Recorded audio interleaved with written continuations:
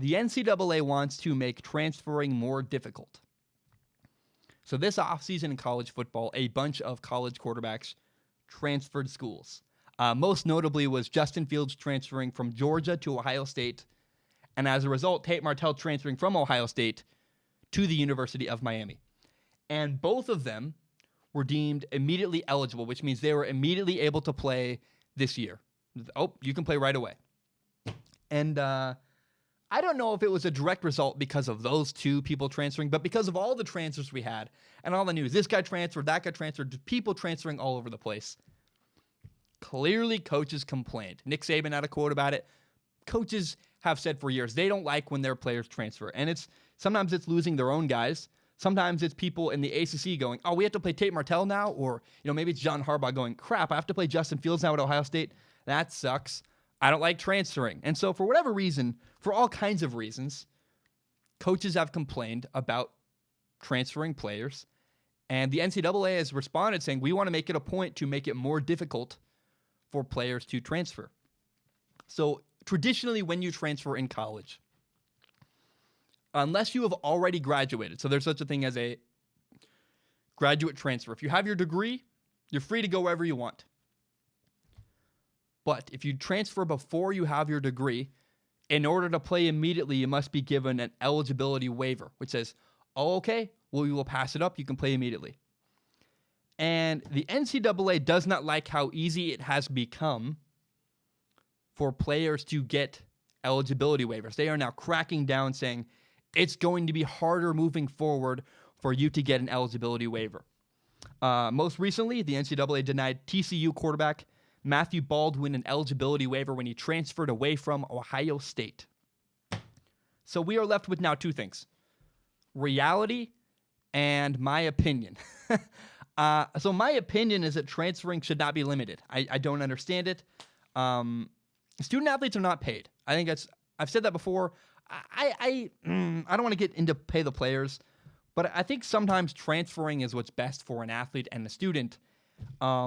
And they shouldn't be punished for transferring. I just don't understand. I think maybe at least, here's a compromise. What if we gave every student athlete one free transfer? You're allowed to transfer with no penalty one time. I like that. I think that's a fair compromise. I like that idea. But the other thing, is these are students, right? The argument is made so many times by the NCAA. By the way, if you ask me about the NCAA, I like the NCAA for me. What they do is I'm a Division III football player. I get to play football. I am happy. I pay for my school. I'm not on scholarship. And you know what? They give me a governing body that allows me to play other football teams and play games. That's great. I like that. But for the Division I athletes, it's weird. They're talked about as often commodities, and the NCAA refers to constantly they're talked about as these are student athletes. That's why they should not be paid. But then I want to point out, if they're students, right, if they're just regular students can transfer as much as they want without penalty. I transferred once out of Washington State because it was a bad fit for me academically. I didn't like it, and I left. And guess what? When I left schools, I've been to 4 different colleges. I'm now at my 4th college. I've transferred a lot in my life. My brother died, it was a mess, whatever. But I do want to acknowledge, I transferred a lot, and there was no punishment for that. No one ever said, oh, you can't do this or that because you're transferring. Students are allowed to transfer as much as they want. But as soon as you become a student athlete at a Division I level, transferring is suddenly way harder. And I just want to acknowledge, again, these kids are students, young men, young women. These people are students. And sometimes a school is just simply not a good fit for you. And you got to move, you got to leave. And I think it's funny to me that coaches are allowed to move freely to wherever part of the country they want, and yet players can't. And coaches are paid, players are not. It's just weird to me. But let's forget my opinion for a minute. I probably distracted from the fact that, the reality is that the NCAA is cracking down. This is the reality of the situation. The NCAA is now making it harder for players to transfer. So as a result, high school kids now need to be more careful and wiser when they are deciding what college they're going to. That is the reality of the situation. You'd better figure out your priorities. High school seniors, high school juniors, kids picking a college. Figure out what things are most important to you. Is it playing time? Is it academics? Is it being close to home? You want to be in driving distance of your family? Maybe you want coaches that are good people. That's a real thing. I'm very blessed and very grateful. I'm not blessed. I'm fortunate. I chose a school that had good people and good coaches running that place. But it's rare to have it all. And you'd better figure out what priorities are most important to you on that list. You know, Justin Fields, at one point, when Justin Fields, the quarterback now at Ohio State, chose Georgia initially, he went to Georgia. He went all the way to Georgia, had to transfer. When he chose Georgia at the time, they had 2 5-star quarterbacks, Jacob Eason and Jake Fromm. And when he did that, I said, what are you doing? Like, I think you're a really talented quarterback, maybe one of the best in your class. I think he was like the number 2 rated quarterback in the nation. But he chose a school where he had very little chance to actually get onto the field. And I was like, it's a weird, bad decision. That's a kid who's 18 making a bad decision, if you ask me, because he had no chance to play. Now, I know a guy, I'm not going to say his name, but I know a friend of mine who plays quarterback who recently chose a Mountain West school over a Pac-12 school. And you would think, well, why would you choose a smaller Division I school over a big Pac-12 school with more money and more prestige? But the kid knew his priorities. The kid said, I want a chance to play as soon as possible. I like this coaching staff. They're better guys. This is a better fit for me. And I really was proud of that decision. Like, man, what a cool kid to understand where the priorities lay and how he wants a chance to play and he wants to be around good people. That's great.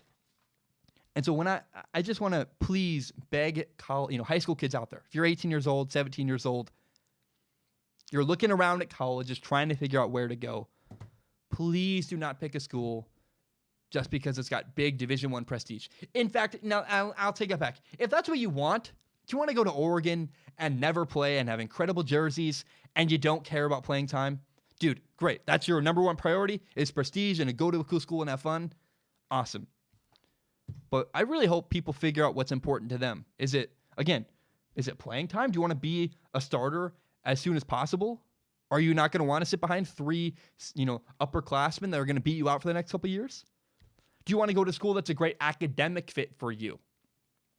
Again, maybe you want to be a part of a good culture where you're going to learn life lessons and be around good people, even if that means you don't play.